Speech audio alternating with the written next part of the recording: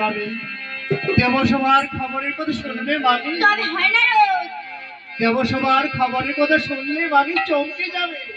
কি হয়েছে না রোজ? শিগগিরই আমি সব খুলে বলো না তবে রোজ। মন দিয়ে শুনে মামি। ঠিক আছে না রোজ। यार सुनो तो ओ बाहे আর শোনো তো দুর্গা মামি